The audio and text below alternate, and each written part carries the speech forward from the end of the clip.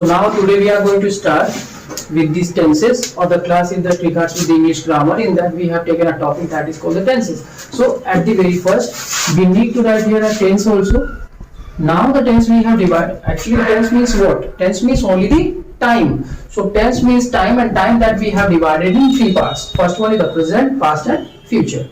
So I'm just going to tell you that means suppose if you are just going to perform any activity, or if you are just going to do any kind of a work, so definitely you are just going to do that work within the three times only that we have. Or suppose we have a one day, and that one day we have divided into three parts. First one is the present, past and future. Means something means suppose you are just doing a work, so that should be, if that work is actually going on, it will become into the category of present tense.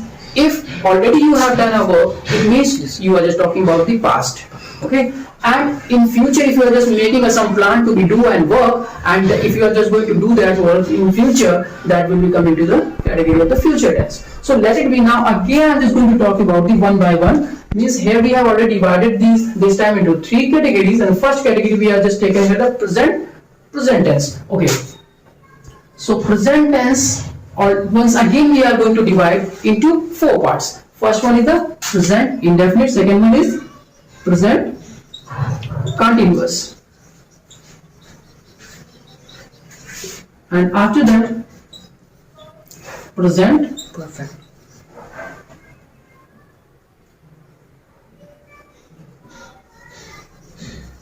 present perfect, Only. and then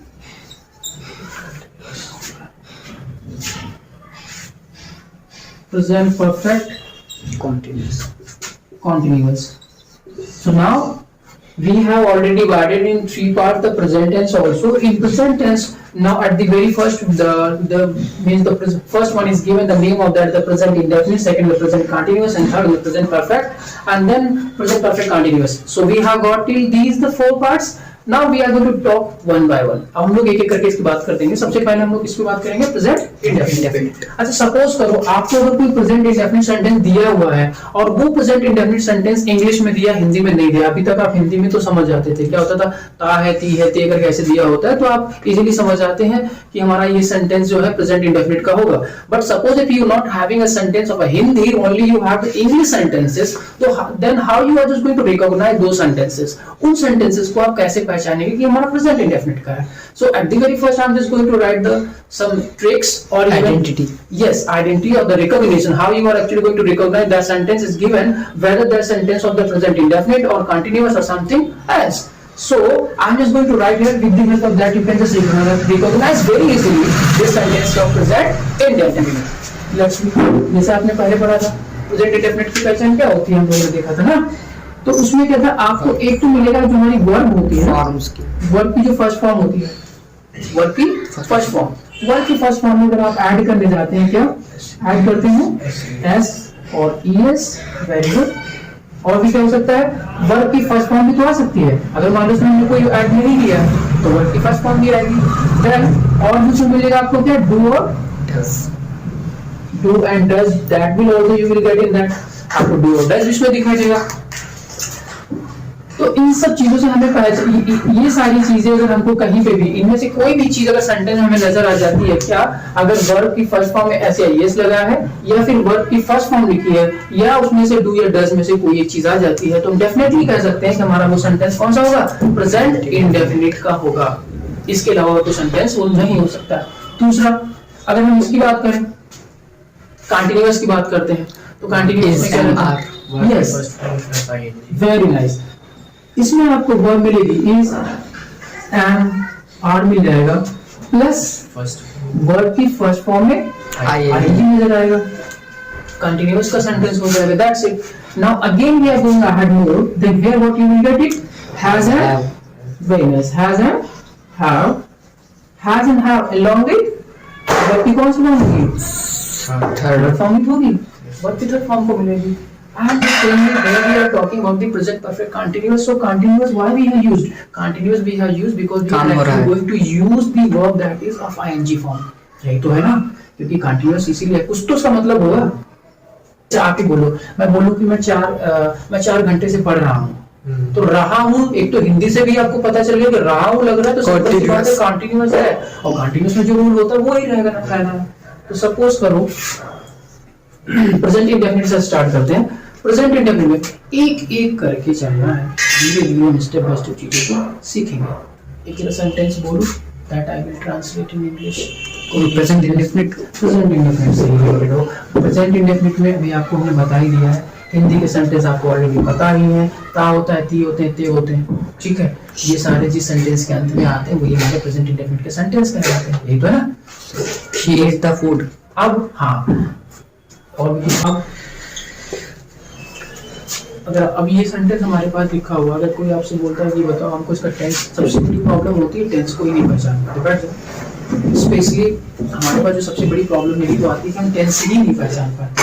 और tense को पहचानने के लिए simple एक logic है, within second you will get it what would be the tense of a given sentence होगा। तो उसमें क्या करना है, just need to just focus here.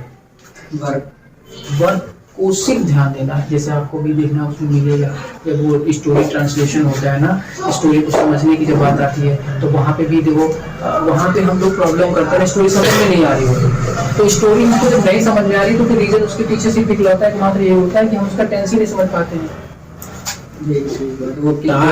होगा हाँ, यही प्रॉब्लम रहती है ना। तो जब आप यहाँ से क्लियर कर लोगे, क्लियरिटी को हमने आपको बताया था कि हमारा अगर प्रेजेंट इंडेफिनिट का होगा तो हमने रूल आपको ऑलरेडी बता के रखा है कि उसमें अगर वर्ब में क्या मिल जाता है, एस या ईएस मिल जाता है। तो वर्ब हमारी ऑलरेडी क्या है, तो यस बिफोर टू दैट। अब हम बहुत तो ये है कि सर उनको हाँ बैठ में दिक्कत हो रही है चीज पर। एक प्रॉब्लम ये भी रहती है कि आज महान इतनी आत्माएं कुछ ऐसी हैं तो उनको भी पहली बात तो वर्ब ही नहीं पता क्या होती है, दूसरा सब्जेक्ट क्या होता है नहीं पता है। आप वर्ब किसको कहते हो, सब्जेक्ट किसको कहते हो, ये नहीं पता। सेंटेंस अभी कॉम्प्लिकेटेड सेंटेंस में थोड़ा सा यहाँ पे कॉम्प्लेक्स सेंटेंस बना दिया जाए तो उसमें दिक्कत होनी शुरू हो जाती है। तो सबसे पहले आप ये समझ लो कि सब्जेक्ट और वर्ब होता है। At the very first we are just going to talk about what will be the subject and what will be the verb in the given sentence. तो आपने यहाँ जैसे हमसे बोला she eats food। अच्छा इसमें वर्ब क्या है, eat। क्यों, क्योंकि इससे कोई एक्शन हो रहा है। यस यहाँ पे eat इसलिए है क्योंकि मेरे लिए वर्ब है, एक्शन है, और एक्शन यहाँ पे किया जा रहा है। देखो और इस एक्शन को यस आप देखो एक काम हो रहा है खाना खाने का। काम कौन सा हो रहा है, खाना खाने का काम हो रहा है। अब इस काम को अभी सारी चीज क्लियर रहेंगी। अब एक काम हो रहा है खाना खाने का, तो ऑलरेडी आपको पता है सर जो एक्शन होता है वही हमारा वर्ब होता है, लेकिन इस एक्शन को कोई ना कोई तो परफॉर्म करना होगा। कौन कर रहा है इस काम को, यस। एक जिन खाना खाने का काम किया जा रहा है वो भी किसके द्वारा, सी के द्वारा। तो जो काम को कर रहा है वो हमारा क्या हो जाएगा, सब्जेक्ट, और जो काम किया गया वो हमारा हो गया वर्ब। अब इतनी सारी क्लियर हो गई चीजें। अब हम थोड़ा थोड़ा आगे बढ़ते हैं। तो सी इट्स फूड। अब ये जो काम किया गया है ना, काम हुआ है खाना खाने का, तो ये काम किस चीज पे हुआ, कोई ना कोई चीज रही होगी जिसपे ये एक्शन परफॉर्म किया गया होगा। क्लियर है यहाँ तक चीजें, बस। कभी आज के बाद में कभी कोई सेंटेंस होगा उसमें ऑब्जेक्ट क्या होगा, वर्ब क्या होगा और सब्जेक्ट क्या होगा, प्रॉब्लम नहीं होगी। एक एक्शन किया गया होगा, जिसने एक्शन किया होगा सब्जेक्ट हो गया, और जो एक्शन को रिसीव कर रहा है, भाई फूड भी यही है, अब खाया इसी को जाएगा, और जब खाया जाएगा तो उसका मतलब खाने का एक्शन इसी पे होगा ना, दैट्स इट। ये हमारा सेंटेंस कौन सा है, अफर्मेटिव है, सिंपल है। अफर्मेटिव आप लोग पॉजिटिव कह सकते हैं। पॉजिटिव का मतलब वो सेंटेंस है जिसमें नॉट नहीं होता है, नॉट का यूज नहीं होता है, नहीं में नहीं होता है, समझ गए ना, वही हमारा नेगेटिव सेंटेंस होता है। अच्छा इसका नेगेटिव बना लोगे कि नेगेटिव क्या बनेगा, सब्जेक्ट के हिसाब से डू और डज का यूज करेंगे हम लोग। She does not, very nice. तो क्या बनेगा, शी डज नॉट ईट, और वर्ब की कौन सी फॉर्म आ जाएगी, फर्स्ट फॉर्म की आ जाएगी। क्योंकि रीजन अच्छा बताओ, क्यों रीजन जानना है, लॉजिक जानना है हर चीज का, कि आगे हम यहाँ पे ईट ही क्यों लिखें, ईट्स क्यों नहीं आ सकता, या फिर दूसरा वर्ब क्यों नहीं आ सकता, क्योंकि वो डस के, क्योंकि अब वो क्या नाम इसमें यूज कर सकते हैं। हाँ एक बहुत अच्छा, ये भी लॉजिक है। क्यों, अभी हम आपको ऑलरेडी मैंने बताया है कि क्यों लग गया इसमें, क्योंकि वो सिंगुलर थी। आपने डू में डज लगा दिया तो ईएस लगा दिया, तो इसलिए हम क्या करेंगे कि यहाँ पे हम दूसरी और कोई वर्ब की फॉर्म नहीं लिखेंगे, सिर्फ इट ही लिखेंगे। एक रीजन देखो, सबसे बड़ी बात तो ये है कि जब आपने पढ़ा था क्या, नाउन पढ़ा था ना, नाउन्स को हम क्या करते हैं, नाउन को आपने पढ़ा होगा तो नाउन्स हम लोग पढ़ रहे थे, तो नाउन्स को सिंगुलर से प्लूरल बनाना होता है ना। जैसे मान लो यहाँ पे लिखा है मैंगो, क्या लिखा है मैंगो, अब मैंगो का प्लूरल क्या होता है, मैंगोज, मैंगोज होता है ना। यहाँ पे लिखा है गो, गो का क्या होगा, गोस, सर कंफ्यूज कर रहे हैं आप, कंफ्यूज नहीं कर रहे थे। तो अब यहाँ पे देखो कि जिसके लास्ट में कुछ ऐसे वर्ड्स हैं जिनके लास्ट में यहाँ पे ऐसे ही ऐड होता है, लेकिन बेटा एक चीज याद रखना हमेशा, ये नाउन्स के साथ में इस तरीके का केस होता है, वर्ब्स के साथ में वर्ब हमेशा, अगर मान लो सपोज करो ये वर्ब, ये बताओ क्या है, सिंगुलर है प्लूरल, सिंगुलर, सिंगुलर, ये सिंगुलर है ना, ये हाँ बस यही कंफ्यूजन था, मैं बताता हूँ। ये हमारा है क्या, मैंगो क्या है सिंगुलर, और गो क्या है हमारा, गो हमारी है प्लूरल। ये कंफ्यूजन सबसे बड़ा तगड़ा बहुत ज्यादा रहता है लोगों में, इसलिए मैंने इस चीज को उठाया। लेकिन सर वो नाउन है, नीचे वर्ब समझो क्या है, वर्ब्स ऑलरेडी जितनी भी वर्ब्स होती है जो उनकी फर्स्ट फॉर्म होती है वो हमारी किस फॉर्म में होती है, प्लूरल फॉर्म में होती है। नाउन का सिंगुलर प्लूरल हो सकता है, बट वर्ब का वो और नेचुरल फॉर्म में हमेशा वो प्लूरल फॉर्म में होती है। इसीलिए हमने क्या किया, वो को क्या किया, अभी ऑलरेडी आपने क्या पढ़ा था कि हम es किस लिए जोड़ते हैं, जिससे कि हमारी वर्ब क्या बन जाए, सिंगुलर। ईट आपने लिखा था, ईट था ना, तो क्या जोड़ते, जब ईट हमारा ऑलरेडी सिंगुलर है आपके कहने हिसाब से, अगर मैं इसमें s लगाऊं तो फिर प्लूरल बन जाएगा ये। अब सिंगुलर बना है, इसका मतलब ये सिंगुलर इसलिए बना, लॉजिक थोड़ा सा दिमाग में लगाओ सर, इसीलिए तो बनाया होगा सिंगुलर, क्योंकि पहले प्लूरल ना होगा, सिंपल है। तो यही हमारे यहाँ पे डू के साथ भी केस क्या है, ये देखो हमारा सी क्या है, सिंगुलर है, और सिंगुलर के साथ में एक सब्जेक्ट एंड वर्ब एग्रीमेंट होता है। Subject and verb agreement means suppose you are, I am just going to give an example, suppose you are Indian, okay, you are Indian citizen and you and some people, they are just going to enforce you, now you need to just live along with the people of the Pakistani। एक इंसान, आप हिंदू हैं, मतलब Hindu family से आप Indian हैं, और आपको जबरदस्ती क्या किया जाता है, पाकिस्तानी के साथ में एक ही रूम में बंद कर दिया जाता है, आप बताओ फिर क्या होगा, सर फिर तो उसमें से एक ही बाहर निकलेगा, यही होगा ना। तो subject and verb agreement is also going to say the same thing here, means if you are wanted to live a long and happy life then they be needed. अरे हमारी फैमिली में भी तो यही होता है, अगर इंटरकास्ट मैरिज समझते हैं ना, अगर ऐसा कुछ होता तो घर वाले कहेंगे उसको काट दो, होता है ना सिचुएशन, क्यों कहते हैं भाई एक ही रह पाएगा, यस, रीजन क्या है, क्योंकि उनको उनके अंदर कम्युनिटी, उनकी जो कास्ट है वो ज्यादा इंपॉर्टेंस रखती है। मतलब कह रहा है कि जैसे हम एक बार बर्दाश्त, हाँ हम बर्दाश्त कर लेंगे, लेकिन दोनों के दोनों कैसे होने चाहिए, सेम कास्ट से होंगे, तो घर वाले एक बार डाइजेस्ट कर सकते हैं। लेकिन अगर सोचो हिंदू और मुस्लिम का हो जाए तो फिर खत्म कर देंगे, घर ही वाले खत्म कर देंगे, कहेंगे दोनों में से एक को खत्म कर। यही होता है, वही यहाँ पे ये भी बोलता है क्या, वही ये कहता है कि अगर हमको चाहिए, अगर हमारे पास सब्जेक्ट क्या है, सिंगुलर है, तो हमारे साथ में वर्ब भी कैसी होनी चाहिए, हिंदुस्तानी के साथ सिर्फ और सिर्फ कौन चलेगा, हिंदुस्तानी। पाकिस्तानी अगर है नहीं तो फिर कत्ले आम शुरू हो जाए। So yes, so we need to just think about each and everything with some different way and you will get it all the answers of it. ठीक है, तो एक तो हमारे यहाँ पे क्लियर हो गया कि नाउन्स का जो होता है सिंगुलर होता है, बट नेचुरल फॉर्म की बात करते हैं, नाउन्स हमारे सिंगुलर और प्लूरल फॉर्म में ऑलरेडी नहीं रहता, लेकिन हम उसमें ऐसे एस, यहाँ पे कंफ्यूजन ये था कि नाउन्स में ऐसे एस इसलिए लगाते हैं कि उनको हम प्लूरल बना सके, लेकिन वर्ब्स में आप ऐसे एस इसलिए लगाते हैं सिंगुलर। सब बिल्कुल एकदम उल्टा है कॉन्सेप्ट, क्या जो भी है ये समझ आएंगे। Yes, now we have just translated into the negative sentence. So we have got here the negative sentence is that he does not eat food. It's correct? Yes, sir. Fine. One more question. So हमें पता हो गया affirmative, इसका negative भी पता हो गया ना. After that we are just going to have the interrogative, not interrogative. Interrogative. I will tell you what the reason why we are just going to say interrogative. Most of the students they are always going to say the same thing, interrogative.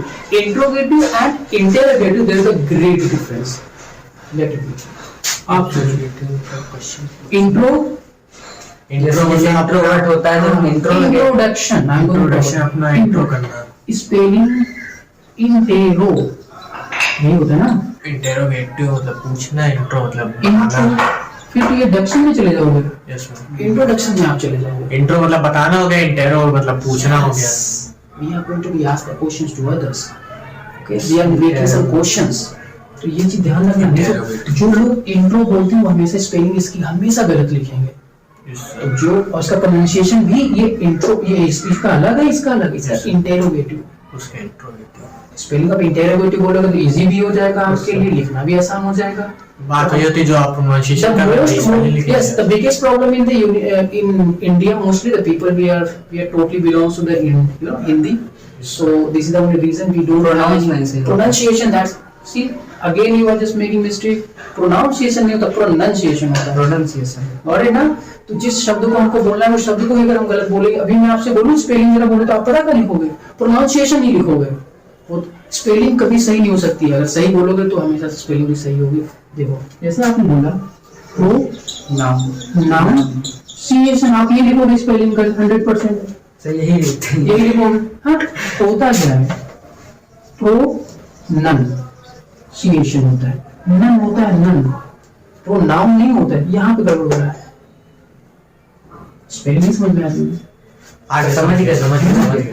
Pronoun और pronoun में क्या difference है? ओ ये English हमारे हिंदुस्तान इसी पे चल रहा है कि यार सबको इंग्लिश आती है और सब लोग इंग्लिश जानते हैं, लेकिन जानते तो इंग्लिश सच में इंग्लिश जानते हैं, पर थोड़ी बहुत बस दिक्कत हो रही है। And this is only the biggest problem. Suppose you are having a little bit only problem, okay? Suppose now you have just got a chance to somewhere to give your important. Like suppose I'm just going to give an example of an IAS officer, okay? आपको अचानक कोई ऐसी problem हो जाती है, या फिर क्या कभी ऐसा हो सकता है कि डिले हो सकता है, पोस्टपोन हो सकता है, आपका इंटरव्यू लगा है, ऐसा हो सकता है। एक काम पूरा आदमी तबीयत खराब है, कल आऊंगा इंटरव्यू देने के लिए, ऐसा कभी पॉसिबल है क्या? नहीं होगा। आईएएस ऑफिसर जो बैठे हुए हैं तो वो आपसे बोलेंगे ठीक है जब कल आप आ जाइए इंटरव्यू कर दूंगा, नहीं चलेगा। मतलब जो चीज जैसी भी है बिल्कुल उसको परफेक्ट चाहिए। आप मैथ्स लगाते हैं, मैथ्स लगाते हैं, अगर उसमें तो एक पॉइंट में भी डिफरेंस होता है, आंसर आता है क्या? नहीं आएगा। नहीं आता ना। तो इंग्लिश के साथ आप ऐसा क्यों करते हैं? उसको भी उतना एक्यूरेट रखो ना। सही नहीं यहाँ तो हम कुछ भी चला लेंगे क्योंकि दूसरे अगले बंदे को आता ही नहीं है, बताइएगा क्या? रीजन ये है नहीं, हाँ सारा सेंटेंस तो सर वही है, सिर्फ क्या बढ़ गया, वाई। ये वाला वाई हमारा इसमें व्हाट कहीं डब्ल्यूएच वाली फैमिली वाली कहीं दिखा, ये नहीं यूज करना पड़े, क्योंकि हमारा क्या होता है, आपने हिंदी के सेंटेंसेस में आपके टीचर ने पढ़ाया होगा